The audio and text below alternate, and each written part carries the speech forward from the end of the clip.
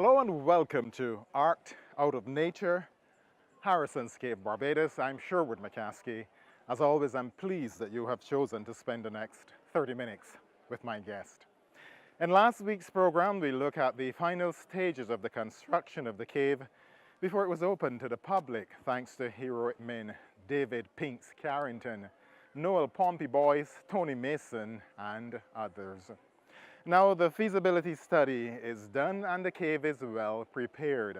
As is the case with most heritage sites, there's a need for well-trained individuals to conduct guided tours. This was a new and exciting opportunity for a number of young Barbadians. This program introduces you to one such individual, Linda Christian Clark, who was among the first 3 tour guides to take visitors into Harrison's Cave to experience this beautiful art out of nature. Barbados was going to develop this new attraction, Harrison's Cave, and there was, I believe, the vacancy would have been advertised in the newspaper, and you go through the process of being interviewed and so on. One of the things that was important at that time was that the tour guides all had to speak a foreign language. French and Spanish were the 2 languages that were required. And I was doing a degree in French at university, so it was perfect for me, I thought. And I applied and I got the position. So we started, I believe it may have been around September, October, when they would have brought on the tour guides for training and to get familiar with the cave and so on. And what we did in the months before the cave opened was a lot of walking through the cave, getting familiar with the cave, doing research on the different formations apart from the stalactites and the stalagmites, the cave straws, the helictites and so on. We all wrote the script, and we also named some of the different features in the cave, like the altar and the village. We had a lot of fun coming up with the names and working together on the script. And then, of course, translating the script into French, into Spanish. And now when I go into the cave after 30-something years to see the flow stone on the walls, like how that has grown over the years, and how the altar was just rocks. I think there were probably stalactites or stalagmites that had broken off, that they created that altar area. It was not a natural formation. But now when you see it covered in the flow stone and looking so beautiful, I say, wow, that is really lovely now, So it was very interesting being a part of this new and exciting attraction in Barbados. I remember we started, when it opened, we had 2 trams, bus 58, bus 59. And I know you might be wondering, why 58 and why 59? Okay, let's say that the serial numbers were about 10 serial numbers. The last 2 ended in 58 and 59. Then a 3rd bus joined the fleet in 1989. So that became bus 89, 59, 58, 59, and 89. And those used to carry what? 36 patrons. And so there were 3 tour guides, Andrew Waith, Pamela Heelis, and myself. And Andrew and I did tours in French and English, and Pamela did the tours in English and Spanish. Yeah, well, we all got along really well, and we had a lot of fun, as I said. It is now September the 11th, 1981. While the tour guides and the drivers are completing their preliminary work, Prime Minister Tom Adams and a touring party are being taken on a guided tour of the facility. The cave undoubtedly is one of the natural wonders of the Western Hemisphere. I have been in a few caves myself in other tourist resorts, and I don't think that any of them can match the best features of this cave here. The Great Hall, 100 feet or maybe more high, is a really spectacular underground room. I was commenting that it is a particular tribute to Barbadian workmen that without any knowledge of tunneling, no experience whatsoever of tunneling, that over the 5 or 6 years that the work has been going on, they have been able to carve their way through the rock and build a tunnel in conditions comparable perhaps to cutting a tunnel for an underground railway in a major city. In terms of costs, what is the overall cost expected to be now? Oh, I think over the years it has probably cost 5 million.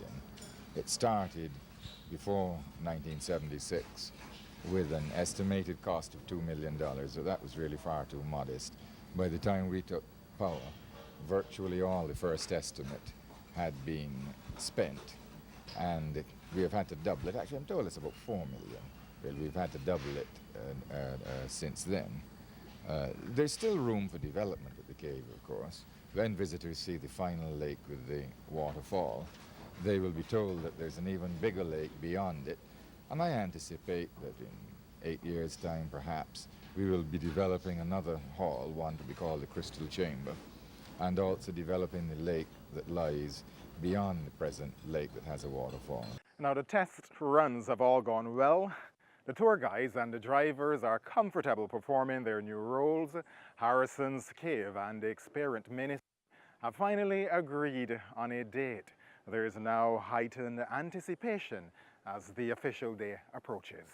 Yes, the day finally came for the opening of Harrison's Cave, 28th of November 1981. Apart from its spectacular beauty, there are other more direct benefits to be derived financially from the operation of the cave. A market survey projects that between 100 and 150,000 persons will view it each year, and the effect of this increased tourist activity in the new area will surely provide a measure of employment for Barbadians. As we are all aware that tourism is an important contributor to our economy, it must be obvious that the cave has a significant role to play in the economic life of the country. The government believes that with the increasing sophistication and complexity of the tourist industry and the escalating cost of air travel, every effort must be made to ensure that as a tourist haven, Barbados does not fall behind its leading counterparts.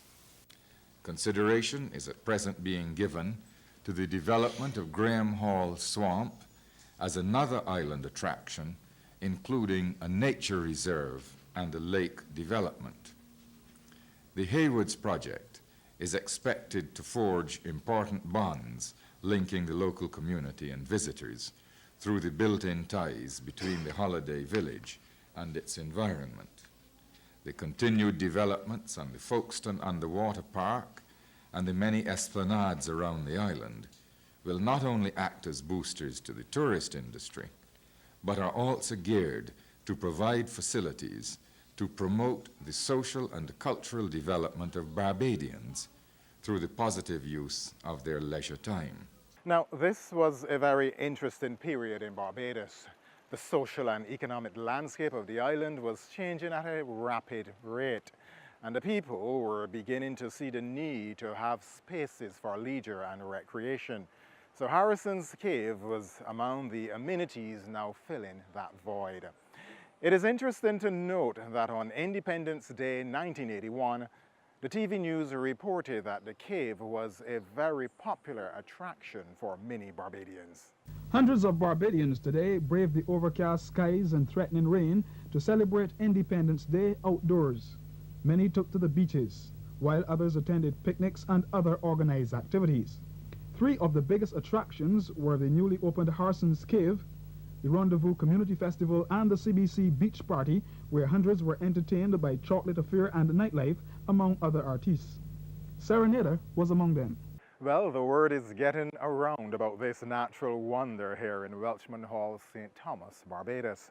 Meanwhile, the work of the officers is progressing smoothly, and they all seem to be enjoying their jobs. We started with 6 guards, 3 drivers, 3 tour guides, well, office staff, I can't remember how many now. But we worked 8 hours. Sometimes if there was a need for overtime, we would work.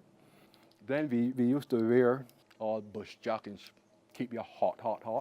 With these big pockets, nothing like the uniforms that Jason and the guys wear now. Stick a pin there. Later in this program, David Carrington will tell you how they made very good use of the big pockets on the jacket. Meanwhile, Linda speaks about traveling to work and ensuring that she was always on time. Of course, she was mindful of the fact that the success of a day's operation at the cave was very much dependent on the efficient performance of each tour guide. Yeah, I used to come to work my granddad's car. It took quite a while to get here too. We had to start out early, make sure, because we had to be here. Those tours left at 9 o'clock. So if you were to be late and make your tour late, that made the whole day late as a result of that. So we really tried to be on time and make sure you were here to settle in and to be ready to start for 9 o'clock. So it was a lot of cane fields that you're driving through, a lot of pasture land, a lot of bush in some areas. But of course, it didn't have all that traffic at that time as well. Once you got past, because I was coming from the Warners area, so once you got past that area there in Wildy and so on, which was always bumper to bumper traffic, you know. Then once you got out here, though, it was so wonderful coming out into the country and just being out here for the day. Well, originally our office was the old entrance, on the old entrance to the cave, Harrison's Cave here. And it was just a little chattel building, and that's where our office was located, so to speak. I remember if we start around 8:30, 9 o'clock, between 12:30, we would do 500 people in the cave. Some days we do over 1,000 people and didn't feel it, right? Like present time now, there's 6 trams, about 8 drivers, about 8 tour guides, 6 or 8 tour guides. You know, well, I say no more. But we had it rough. We, the first drivers and tour guides, had it really, really rough, and we enjoyed it to the fullest. The tours were done, first tour was 9 o'clock in the morning, and the last tour was 4 o'clock. So they were done every hour on the hour. They would probably last about 45 minutes, which would allow for time for the visitors to ask questions and so on. And also for any delays that may happen, you know. So it was a pretty tight ship that was run. There were times when the buses would break down, the trams would break down, of course, so that would push things back somewhat or, you know, cause some confusion and delays with the tours. But all in all, I thought it ran pretty smoothly. And then, you know, if somebody was ill from work, you'd pick up that slack and make sure everything was done. It was a small team, so it wasn't only the tour guides, it was the drivers. And any tips that we got, we would share half with the drivers because we were the ones more interacting with the visitors. But the drivers, of course, played a critical role. They were the ones who took us safely through that cave. So we made sure that we would always split whatever tips we got 50-50. Now, what is important was the fact that the tour guides and drivers worked together as a team and were able to camouflage any occurrence that was undesirable. David Carrington was one of the pillars of Harrison's Cave, who worked on the construction and later became a driver. He was, in a sense, the jack of all at Harrison's Cave. In those early days, as they were seeking to create an image for the cave, he at all times remained willing to perform any role that ensured the smooth operation of the cave daily. In the present day now, you hear people say, that isn't my job. Not me job description. Nothing we didn't have a job description. All hands were on deck. I remember there might be a shortage of tour guides, and you would come up and tour guide call in sick or come in late. There's a bus available, but no tour guide. So here it is. I jump on the tram, did the commentary, microphone in one hand, driving on the next, because, you know, you're not at a daredevil pace because, you know, just gliding in and out of the cave, so that gave me ample time to be in total control. I did the commentary, because after sitting down side of a tour guide for X amount of years, automatically this commentary came to you. I would do it. I got some resistance from members of staff because they were saying, Pink's giving management ideas. If Pink's could drive and do the tour there, we didn't need for a tour guide. But to be honest with you, I didn't see it that way. I saw it as my contribution because at the end of the day, I wanted everybody to walk away from Harrison's Cave contented and feel pleased. I didn't want to see people there back up for 2 and 3 and 4 hours, because you had to take into consideration that, hey, some of these visitors now traveling by taxi, probably might be paying by the hour, and you got to put yourself in the shoes of those people that if you go to Disney World or whatever and you hire a taxi for 8 hours, you need to get as much of the country as possible. So I think it would be totally unfair for visitors to come to Harrison's Cave to spend 3 and 4 hours at one point place of interest, saying that they want to go to Animal Flower Cave, St. John Church, whatever. So that was my contribution, you know, get them from Harrison's Cave as soon as possible, make sure that they're contented, bring another 36, do the same thing and get them off. I didn't see that I trained to put people out of job. I think it was, you know, my action was justified. You just want to, it comes on to customer service. This was back in the 1980s. Oh, Barbados would see greater productivity if more David Carringtons were around today. Now, what about touring parties that comprised of visitors who did not speak any of the 3 languages that were spoken on the tour? And what about the relationship that existed between the tour companies and the workers of the cave? I think what some of the tour companies do as well, that bring regular tours, if you have people who speak German, their guide would come on the tour. Or if you had like maybe a small number, then you might position them in a certain part of the bus and their tour guide would be telling them about what they're seeing in German, and then the others can hear the rest of the tour in English. But if you had a group that could fill a tram, then the tour guide would just take charge of that tour with the driver, because she's already had everything translated into German or Portuguese or whatever, and they could do the tours that way. You know, we had the relationship between the tour companies, the tour guides on the coaches, you know. We had a good relationship. They would probably come to me and say, Pinks, let me tell you something, boy, we left the port late. We're behind time. We got to be at St. John's Parish Church by X time. So what you can do for me, man? You know, see if you could take over 5 minutes.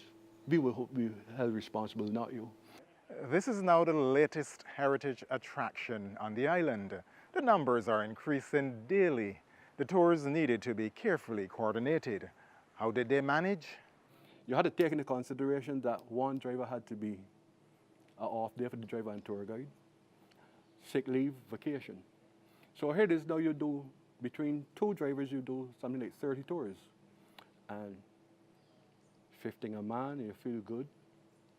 Next day, you do like 10 a man.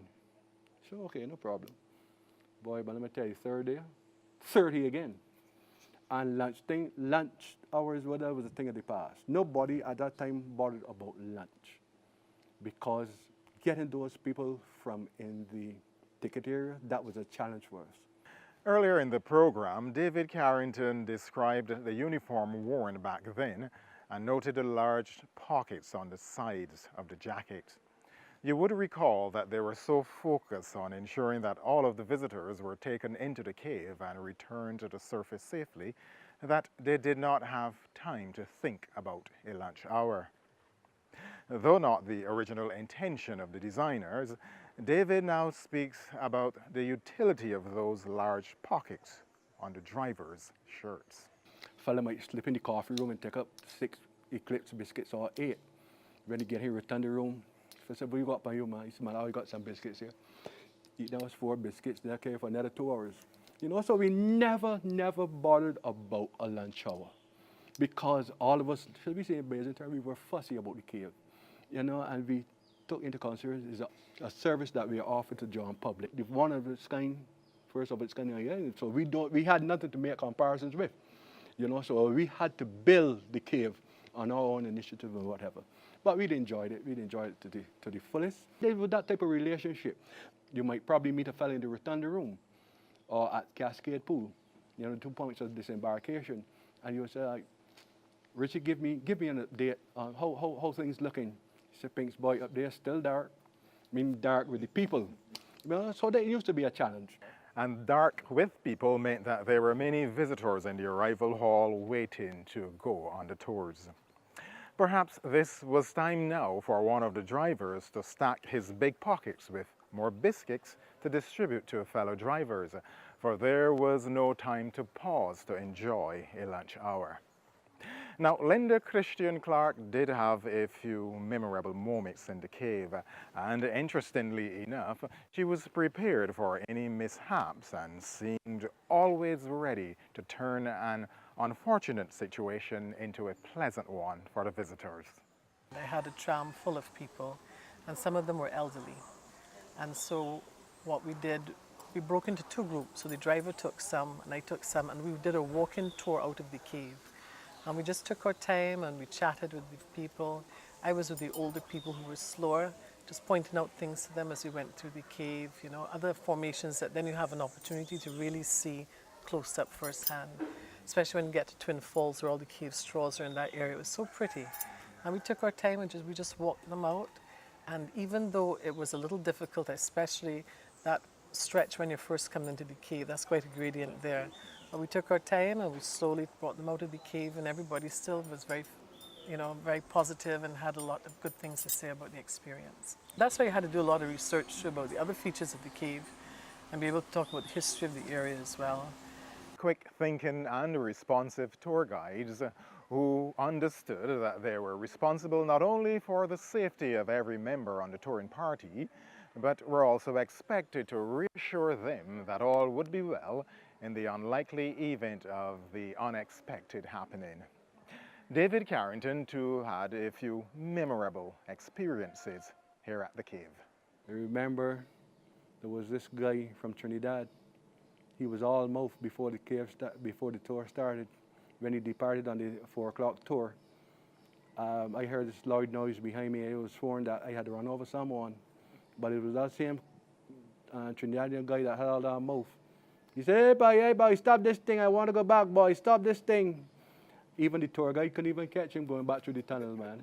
So to answer your question, it is the adults most that would be a bit scared, claustrophobic, and all that. But, you know, just like me when I started in the cave in my early 20s, the young and the restless, you know, nothing can happen. You'll go and go again, and whatever, you know. But I guess as you get older, I remember 1 or 2 young ladies would come up to me and say, hi, David, what's up? I say, cool. Now, it's very easy to remember the guy that took you down the cave. And she said, I know you can't remember me, but when I was in infants here at St. Mary's, you carried me in the cave. Yes, and I was sitting next to you. Meet my daughter. The girl daughter is 12 and 30. I said, well, Banks, what you do about the people place? Huh? Oh boy, but you know, all those made my days happy. Contributed to my happy days at Harrison's Cave, man. I enjoyed it to the fullest. I would never forget Harrison's Cave. We had the ups and downs, but at the end of the day, you know, I guess that's what the world made of. There was one I had with a group. It was a particularly busy time, and for some reason the tour was overbooked. And these people were like determined that they were getting on a particular tour, and got quite heated, you know. Of course, really tour guides kept out of that. That was in our domain. But I remember getting on board the tram after the passengers were on, and I said, good morning and welcome to Harrison's Cave. And then I just started to laugh because I remembered how they were behaving to get on that tram. And they were all sitting down looking so dignified and polite. And I just started to laugh. And then they all started to laugh as well. So the tour was off to a great start, and we went through the cave and we had a wonderful time. You know. But that was one of the days I always remember. And then one of the other fun things for me was when we had to do like if you had an emergency and you had to go through the emergency exit, I got to swim in Explorer's Pool and then climb up on that ladder and go through the natural entrance. Well, while they did have fun here at Harrison's Cave, that fun was not only derived from their love of their jobs. Linda speaks about an example of social life which they all enjoyed. Sometimes after work we might get together, the staff, and we'd have rum punch if it was Christmas, you know. So even those little lines together or pudding and sauce on the weekend, you know, from somebody in the area who'd make the pudding and sauce, and we'd buy it from that person. And then there was a little restaurant here as well.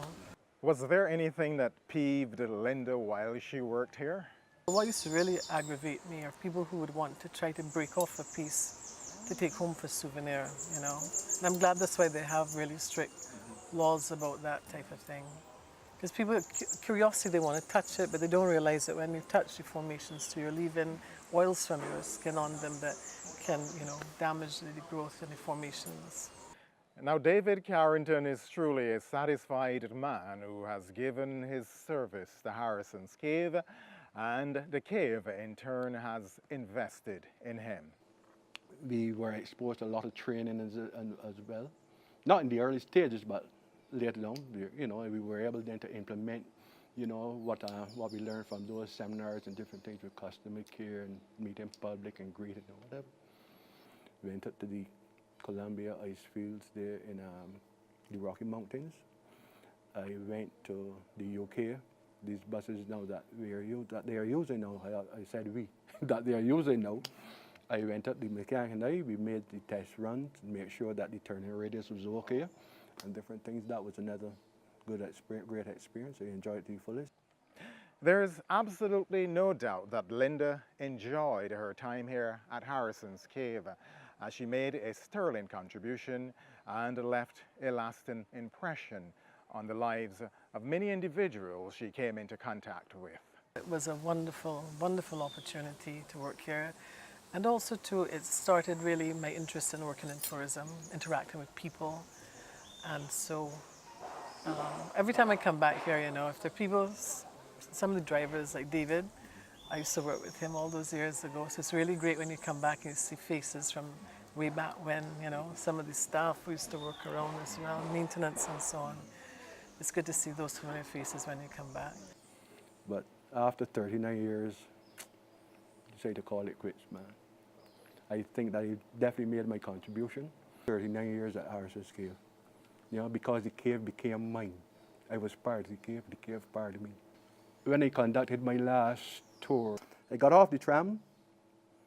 I purposely did a donut, as you know, around the roundabout to the applause, the thing, because the tour guide had mentioned that after 39 years, this is David's last tour. Boy, I went to the tunnel, looked down the tunnel, then the memories came back. I must admit, a few tears came, but that's expected. There's only one regret, though, that, a lot of us that work to make Harrison's Cave what it is, I think we were treated with scant respect. I mean, there isn't no evidence of our presence over the years. I had suggested to management sometimes that they should probably need a museum or something. I think it's about time that management now, before the older folks go on, tap into their memories, tap into their brain and create some history. Don't like years ago you want to reopen, then you got to be looking for information and scrambling here and scrambling that. Use it now that you have it. A very good piece of advice to management of the cave. There you have it. One of the first tour guides, Linda Christian Clark, and one of the first drivers, David Pinks Carrington, sharing their experiences of the very early days of operation here at Harrison's Cave. This has been Arced Out of Nature, Harrison's Cave, Barbados.